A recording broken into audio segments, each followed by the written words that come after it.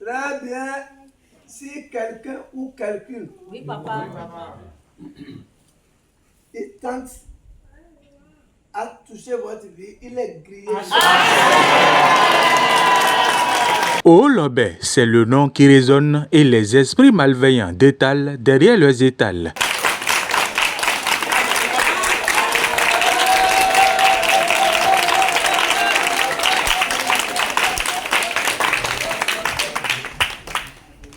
La paix jaillit sur vous tous.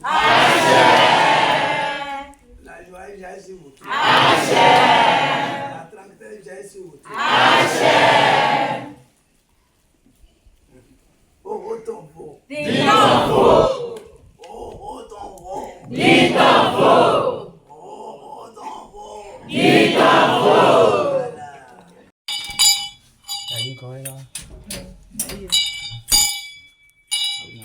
Olobé, c'est plus de 10 décennies de pratiques spirituelles et 22 ans de lutte acharnée contre la sorcellerie au Bénin.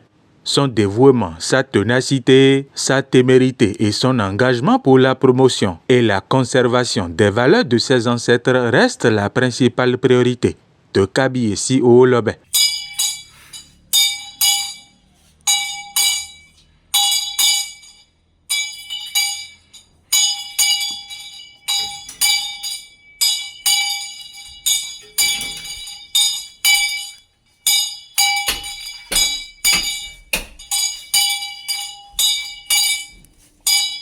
Vous regardez.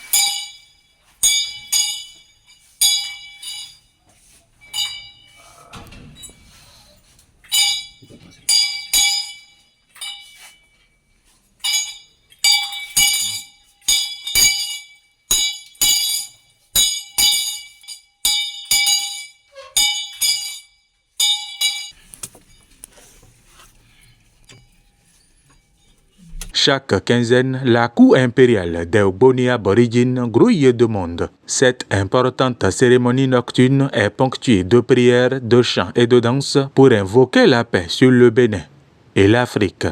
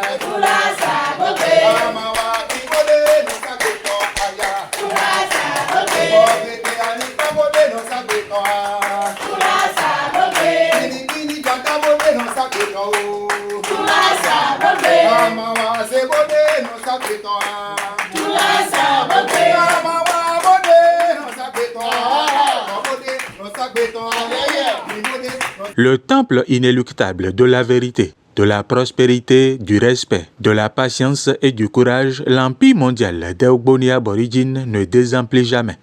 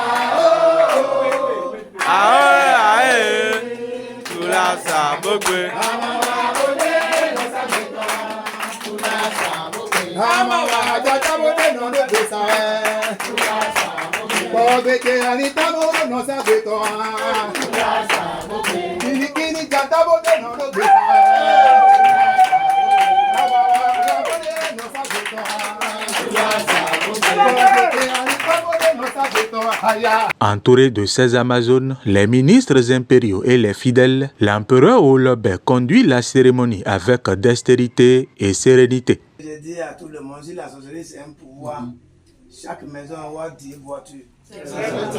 Au moins 2 hélicoptères. Ça veut dire que la sorcellerie n'est pas bon. Il n'a pas quelque chose qui est bon dedans. Et ils ont honte même de se dire que je suis sorcier. Il a menti. Si tu es professeur, tu vas dire que je suis professeur. Si tu es président, tu vas dire que tu es président. Mais je suis sorcier, c'est difficile.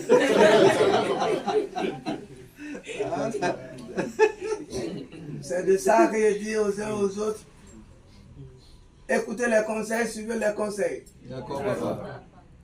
La vie n'est pas compliquée, c'est nous-mêmes qui est à la base de tout ce qui se passe. C'est vrai, papa. Allez dormir tranquillement. Partout là où vous êtes dans le monde entier, je suis toujours à côté de vous. En thème de la tradition, Olobé est un baobab. C'est un vieux de la vieille qui s'accroche et s'attache avec fierté à l'héritage ancestral légué par les ancêtres.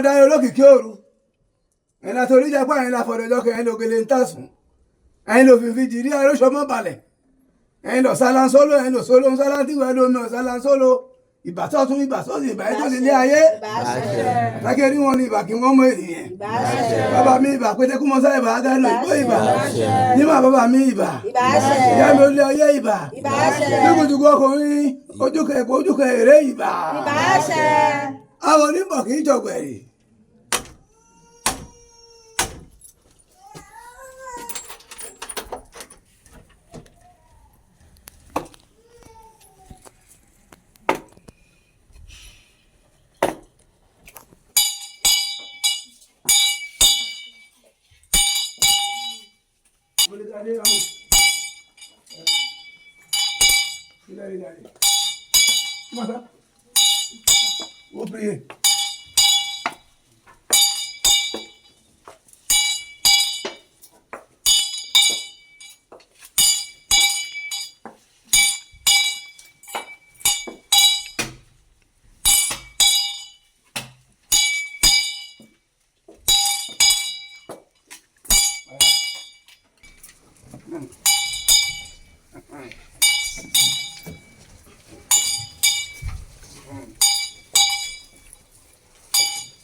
À vous prier.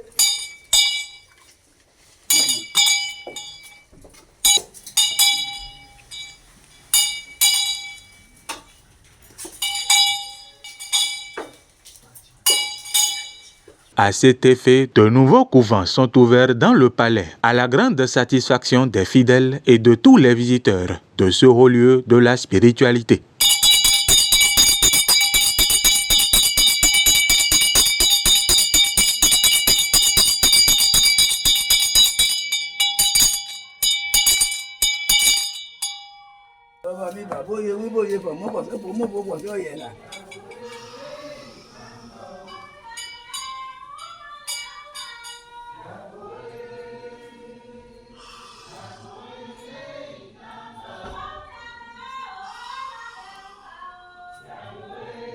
Àwọn olùbí àná o olójìbìrì gbogbo jìbìrì ti létọ̀ láti ń jẹ olóko tó wá gbálẹ̀ agbáná àtẹ̀lájà sí iye nítorí mìlá iye ń taṣẹ́ iye ń tòlù màrè olùjòǹgbòdú awójáwó lọ ọyá tútù bàbálẹ̀ ẹja tútù bàbálẹ̀ àgbẹ̀ tútù bàbálẹ̀ ògún tìjó tàrín gègèdè mú ọdún igbó iye ọ̀tẹ́ iye òsì iye ẹ̀kú bálẹ̀ ọ̀rọ̀ iye Olùmarè àgbẹ̀mí ní ti kàròkàrò àwọn olùbí àná o ẹ ṣeun wú mọ́lẹ̀. D'une manière indélébile, l'empereur El Hadj Adam Abibou Olobert est rentré dans l'histoire de la tradition au Bénin.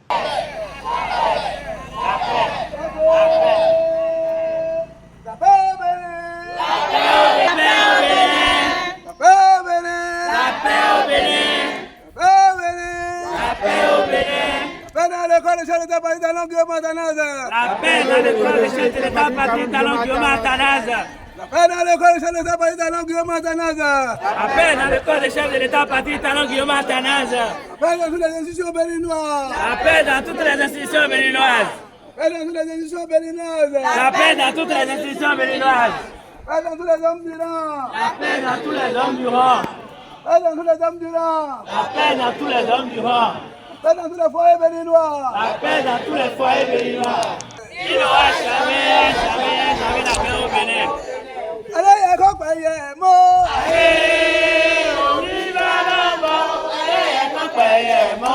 Aïe, on y va là-bas. Allez, y'a quoi payer mo.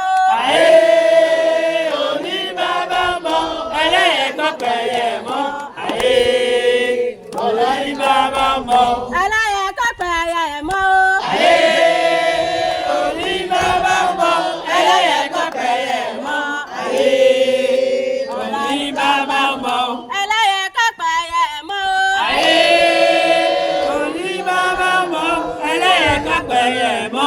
Aïe.